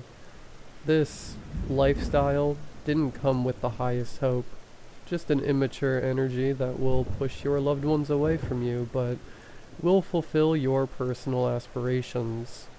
My apartment was small, but fulfilled with more than enough. The rooms were clean, and the utilities worked. I was stressed, but happy, excited even. The area was, well, pretty rough. I had to grow a pretty thick skin to not take it personally if someone was calling me something or trying to hassle me. Crossing the street was once stressful, but it's nothing new. The bus station was only down the street, and it took me everywhere I needed to go. I didn't take my car with me, so walking and public transport was my way to go. It was about 2 years into my job at a publishing house that I had to leave. I had recently gotten a few shelves, a few wall decorations, and a welcome mat for the entrance to my apartment. It was a tufted mat with a rainbow, and under it was a white lettering of welcome. Something sweet, subtle, queer pride, you know, a homey feel. The day of the incident went about as expected. I woke up for work, did what I had to do, and came home. I didn't go out to a club or a bar that night. I liked the nightlife of the city. I had a few people over and every now and again, but no one really stuck around. I had a relatively defensive disposition with where I lived. There were a few times that I had to fend off solicitors. I always kept my door locked and bolted. I didn't take any risks, especially when I lived on the first floor. I was pretty mad that night, to be honest. The unit above me was blasting music, and the couple in the room next to me was enjoying their relationship just a bit too loudly. It was a little after 8 p.m. and I was watching something on my TV. I didn't really watch a lot of TV shows. I read what I needed from my phone and heard office gossip at work. I did watch the nightly news though. Got into that habit from my parents. I had to be in the know about literary news, not so much local news. Suddenly, I heard the faintest sound of a knock. I perked up from my seat on my couch but didn't mute the show I was watching. It could have been anything.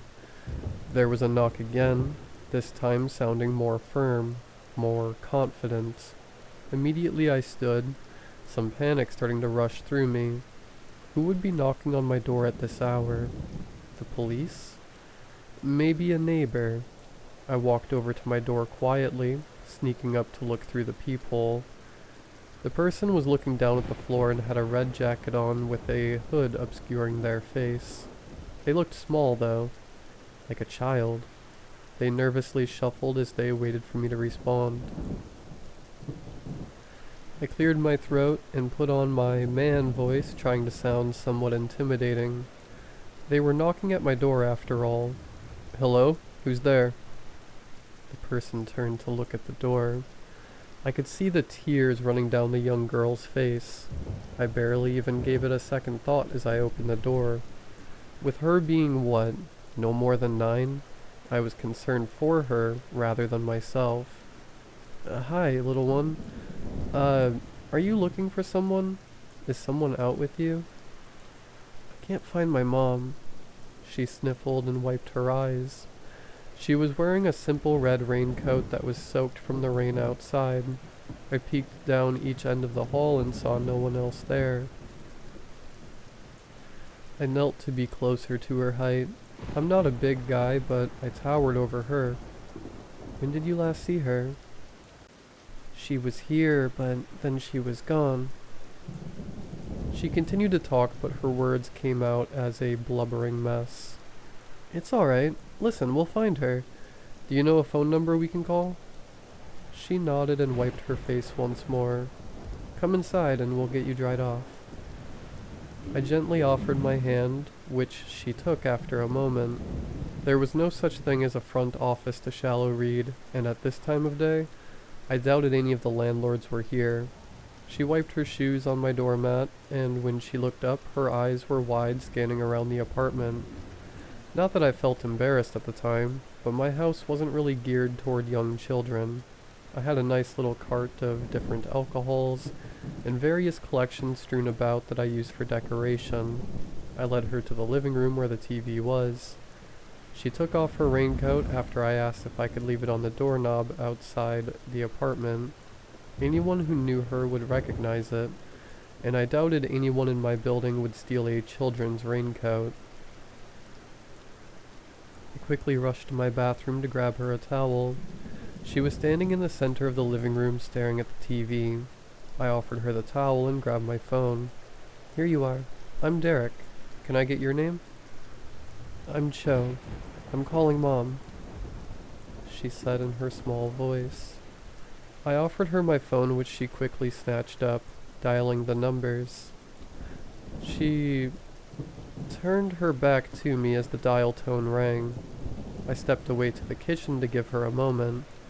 A small marble island separated the two rooms, which allowed me to peek over at her while I got her a cup of water. After a few moments, she spoke in a different language, which I only knew enough about to know it was some Asian language. She turned to me as I handed her the water. "What is this place?" she asked. "Shallow Reed Apartments. I'm Unit 5, first floor," I clarified. She spoke again to the person on the phone. She was quiet for a moment, looking around the room as if someone could be listening to her. She briefly made eye contact with me and flicked her gaze away. I felt a bit awkward standing there, despite knowing the fact that this little girl could do absolutely nothing to harm me. I was still a bit on edge. It was a few moments later before Cho handed me my phone back. "She'll be here soon," was all she said to me, looking down at the floor. I looked at my phone, thinking if I should report this to the police or not. Yeah, her mother is on the way, but why was she missing in the first place? "How come you knocked on my door and not Unit 1? "Sorry, the first door in the hall." "Your carpet." My carpet? I thought. What did she mean by that? "There's a rainbow. No one else had a rainbow," she said simply, like it was obvious. I realized then she was talking about my doormat. Shallow Reeds wasn't exactly the most queer inclusive, but I didn't worry about someone knocking down my door for having a rainbow on my mat. I hoped to show a bit of friendliness. Didn't expect it would lead a kid to my door. I moved on and asked another question. "How did you and your mom get separated?" I asked her in the most peaceful tone I could. She didn't answer. She just kept staring at the ground. Her eyes darted to my TV when the opening theme for the news started playing. "Can you change this, please?" she asked. I mean, it felt out of the blue that she asked me that, but then again, I don't think the news is the most popular children's show. I found the remote right where I left it on the arm of the couch and put on a kids show starring a blue healer family. Figured that would be better than the nightly news. She didn't really seem open to talking much anyway. Well, the quicker she's out of here, the better, I thought. It was maybe 5 minutes later that a hurried knock sounded through the apartment. I immediately stood up from where I was on the opposite end of the couch from Cho and rushed to the door. I instantly opened it up and found a woman clutching the red raincoat in her hands. Unlike Cho, she had long black hair and a slight hunch on her back. She looked younger than what I expected to be walking with a hunch. She was maybe in her 30s to 40s. Cho cried behind me, "Mama!" I quickly stepped to the side as the woman moved past me and into my home. I kept the door open, expecting them to be on their way shortly. The mother started talking to Cho in the same language I heard over the phone. She cupped her face in her hands and did a thorough look over of her child. "She arrived maybe 10 minutes ago. She hasn't said much." I spoke up, but the woman didn't indicate if she heard me or not. "Would you mind if we use your restroom? She has a cut on her arm that I want to clean," said the mom. "Oh, sure. It's down the hall and to the left. First aid kit is in the closet." I pointed in the direction she had to go. My bedroom was right across from it.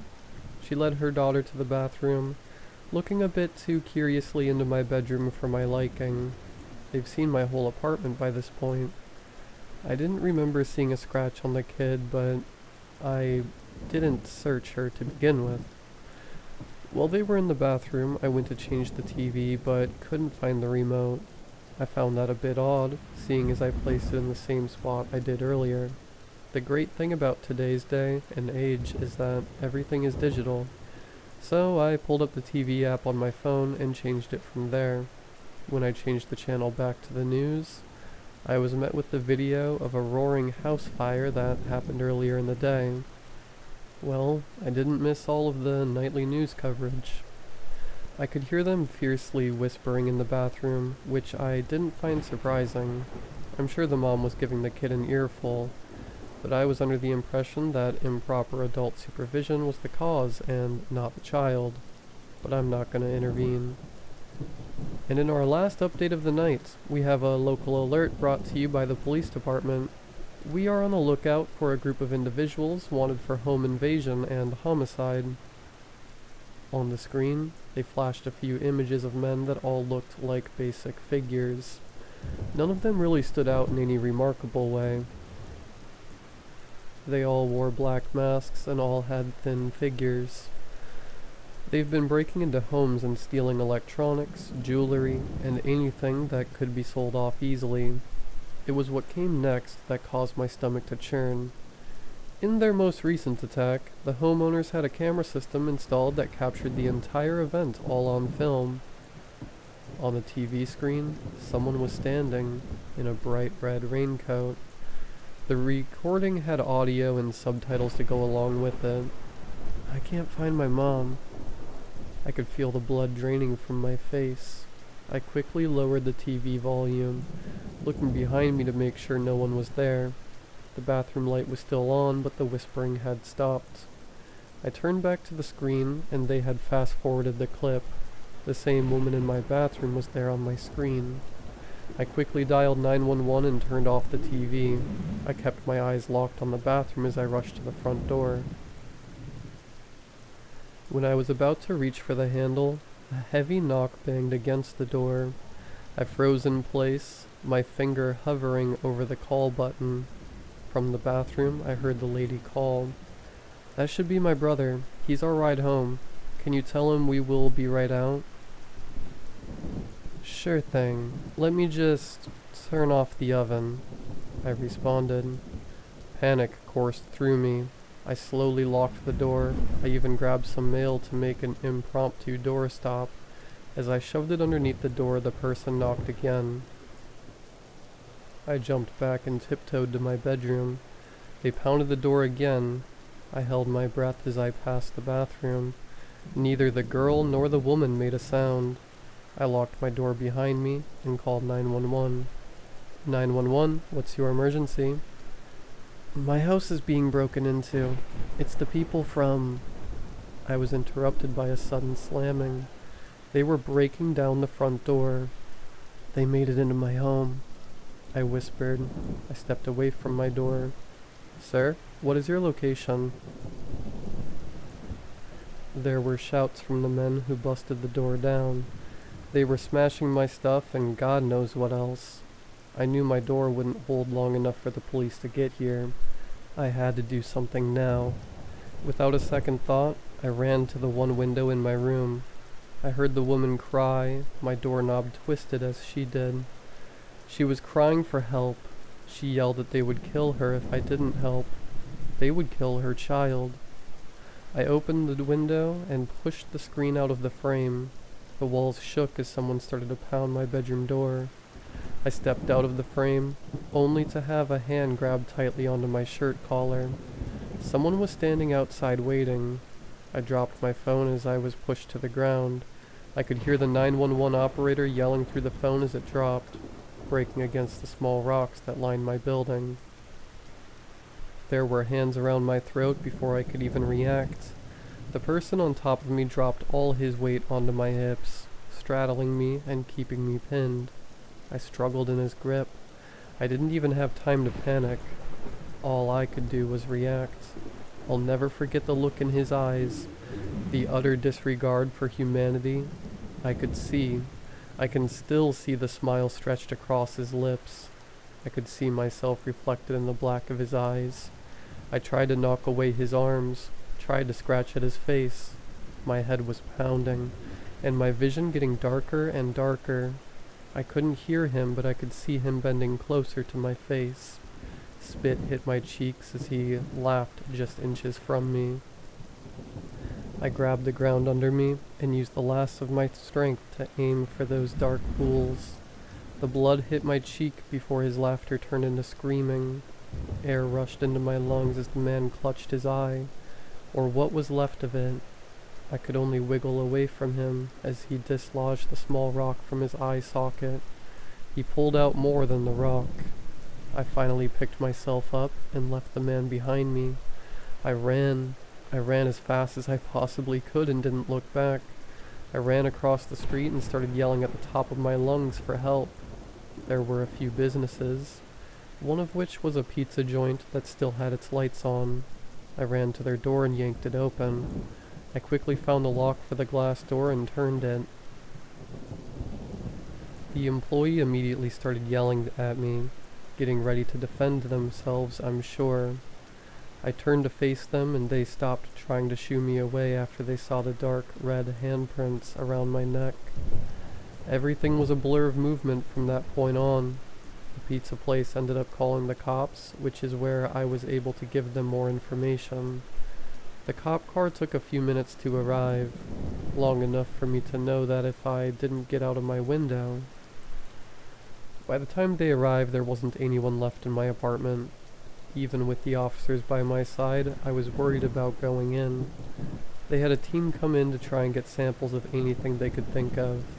They swabbed the man's blood that got on me and took photos of everything. My apartment was an utter disaster.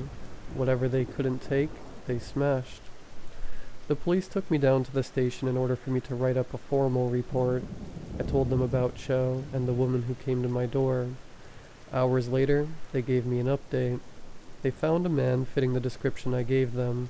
He was missing his eye and was dumped in a garage bin 20 minutes from where I lived. Even after I spent a week in a hotel and another week at a coworker's place, there was no sign of the people who attacked me. The cops weren't any help either. Without anything to go off of, all they could do was wait. I asked the cops why they came after me, and they responded by asking me if I owned any firearms, which they would have known the answer to already, but I told them I didn't. They told me how the other homes they had been suspected of breaking into all had something in common. The first family they attacked worked closely with a local church. Another home was just an apartment of college students. And the last home, the one that got footage of the woman from the security cameras, was a family who didn't have their citizenship in the States yet. It didn't take much to connect the dots that none of these people would have owned any guns or would have turned away a young child. We were all targeted as an easy mark. The police said they couldn't know how much the group knew about us until they were able to catch the culprits, but they knew enough about me. I've since moved and taken some self-defense courses, and even bought myself a handgun that I touch once a year to bring to the range. I jump every time I hear a knock at the door, but I'll be ready for when they come to visit me again. At least, that's how I felt before I came home today. And on my doorknob, there was a red raincoat.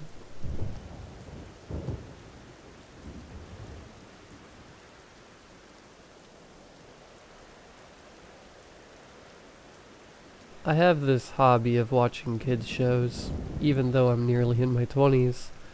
I don't know why. Might be my autism or something, but I just like it, and that's all there is to it. When I get home after a boring day at school, I'd go to my room and watch anything available on my TV. Basically whatever is on Netflix, Stan, YouTube, and Prime. It just makes me feel nostalgic again. Everything was good until he appeared. I don't know who he is or what he wants, but even if he doesn't mean any harm, I don't know if he can be trusted. It happened 1 week ago. I was watching an episode of Arthur, can't remember which one, with a hot plate of garlic bread and a cup of Pepsi. Midway through the episode, I noticed something in the background. It looked like some kind of character, but all I saw was a black stick figure, standing behind a tree and observing the characters. I couldn't see him very well because of the show's quality, but I ended up shrugging it off. Must have been a small animation error. But last Thursday changed my mind a bit. I was in my bedroom once again. I was taking a break from the god-awful homework assignments, and to kill the boredom, I decided to watch ItsDragonaire. Watching cartoons always puts me at ease. It helps relieve stress from everyday life. Then I saw him again, peeking behind a corner. But I could see this character clearly this time. He looked like he was wearing pitch black clothing. His white skin was so bright that it almost looked like it was glowing, and his baggy eyes were a pale pink. No bloodshot eyes. I only got a good look of this character because as soon as he appeared, I paused the show and examined him like a captured wild animal. As I looked at this thing, I could already feel something was very wrong about him. It wasn't that he didn't match the show's art style, or his design felt Tim Burton-esque. There was another feeling. Dread. I snapped out of our staring contest as my mom called me to take out the trash. I shook my head and looked back at the ajar door, calling back that I was coming.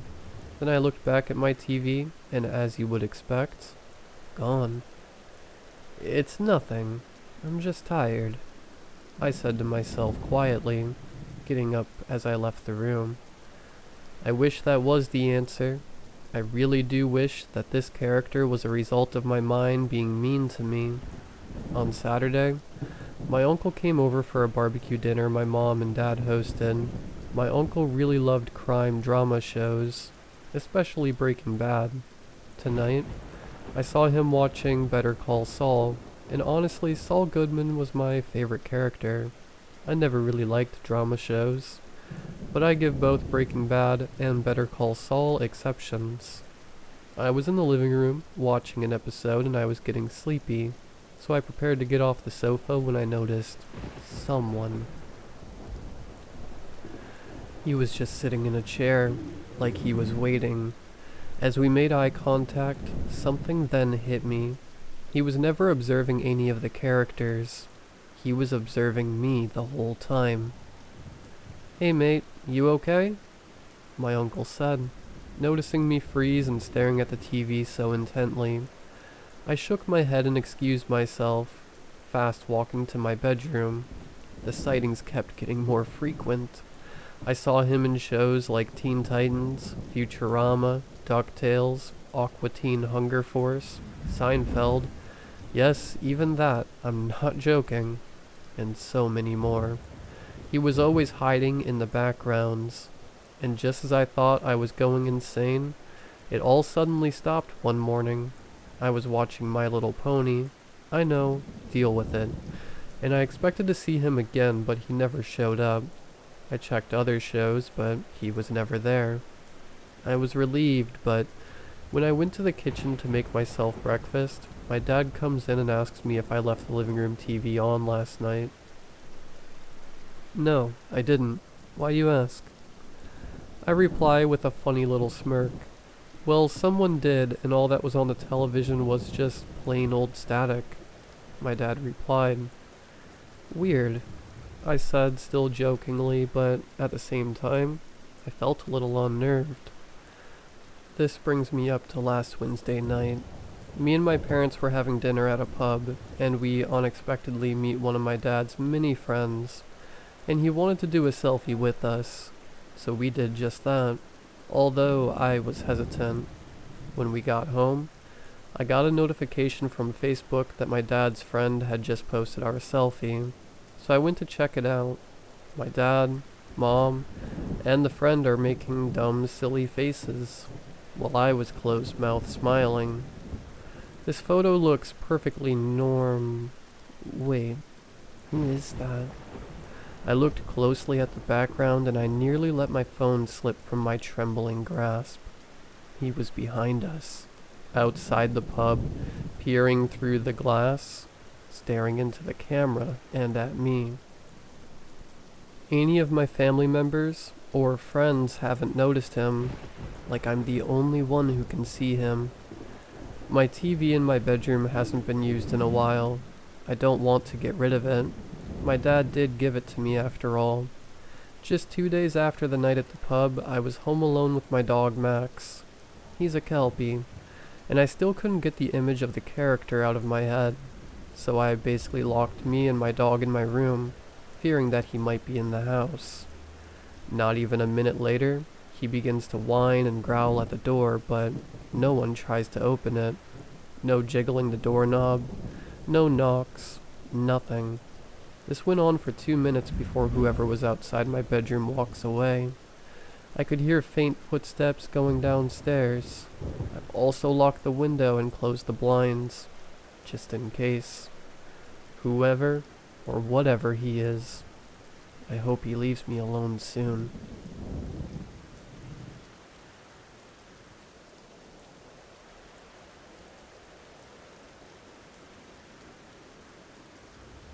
Being pretty is a privilege, but being attractive is a gift.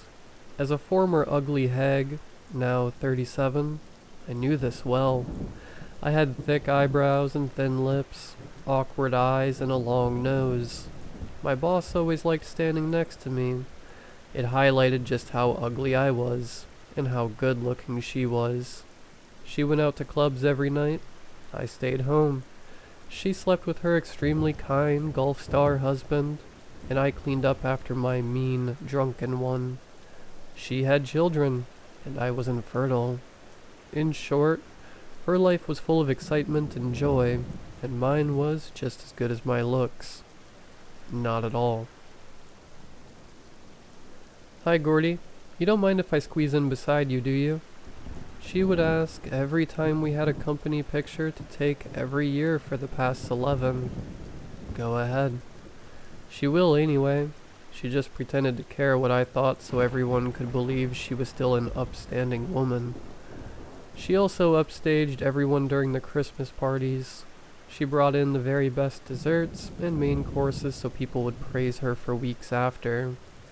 She made sure she snooped around to hear exactly what someone had been wondering about, and if she was their secret Santa, she'd bring it and surprise them. But not me. I remember she blatantly assigned herself to me to flaunt her wealth and bought me a designer dress I could never even wear. 2 sizes too small. Her husband slipped me some money to get it specifically tailored, though. I always thought he was too good for her. Honest mistake. Babel was just excited to get you something, he told me with a wink. He chooses to believe in her. I can't quite blame him when he gets a completely different woman at home. It was after one of these events, I don't remember which, when I was leaving to walk myself back to my old apartment and I saw it. A booth stood not too far off with a sign that read, "Look into the mirror and receive your rating." A mirror stood nearby and practically towered over me. Some odd-looking metallic lights surrounded the frame, or maybe they were the frame. At the time I was confused, but thinking about that mirror, mirrors in general, I feel incredibly sweaty and nervous. I start losing face. PTSD, perhaps. My boss stood beside me that night, reading the sign, and once she understood its function, she immediately became enamored with the mirror, lazily trailing a finger up the framing of it. "Hey Gordy, would you be a doll and test this thing for me? I don't quite know what I'm doing." She laughed, and finally, she cut the act. "No, really. I just want to see how low you score on the leaderboard. You're just the best confidence booster." She laughed again. I hate how genuinely nice it was. Too bad I was too busy gagging at the amount of hairspray she began to spray to mention it. I stepped forward and just stared into the mirror. An ugly old woman, short and rotund. I hated my face. I hated my grainy hair. an awkward frown, my double chin, and my glasses that always seem too small for my face. My husband could do better. He always told me so anyway. After more torturous staring, the mirror seemed to glow around the edges, spitting out a small roll of paper. But before I could grab it, my boss snatched it, unraveling it between her fake nails. A 5? This thing must be broken. She cackled and tossed my rating to the concrete. I scrambled to pick it back up. Seriously? Who would rate you above even a gracious 2? I scoffed. I don't know where I got my confidence from, but I was feeling bold that night. Afraid I scored higher than you?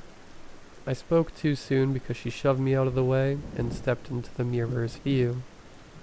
Watch your mouth, she spat. The mirror caught my eye, and I just ignored her complaining. Its glow getting brighter and brighter. Even if it's broken, I'll always be better than you. In a world where dog eats dog, you will always be on the very bottom, neglected and starving, just like your... The longer she went on, the brighter it got, before suddenly she yelped. It's hot, it's hot. Oh my god, it's hot. Gordy, help me. I could only watch wide-eyed as everything but her face burned alive, her skin shriveling like a rotten fruit. Iron and the smell of plastic filled the air as her clothes and accessories melted away into a puddle, as if she had never been real to begin with. Her flesh and bone now a molten ooze, face left behind. I picked up the gooey aloe vera-like skin that had been her award-winning smile and trembled as the mirror slowly went dormant, and spat out her rating. 1,000. Smoking hot. I think about that day often. Maybe because that was the day I found true beauty. Now I go out to clubs. I climb the ranks. I organize the company pictures, eat at fancy restaurants, stare at my reflection in my new champagne glasses, cook my new family dinner. I only have one problem. No matter how much I avoid it, there's always a brand new mirror waiting for me when I'll least expect it. This time, though, she stares outside of it, waiting for me to get just close enough so that she can take her life back. Or maybe it's the face she wants.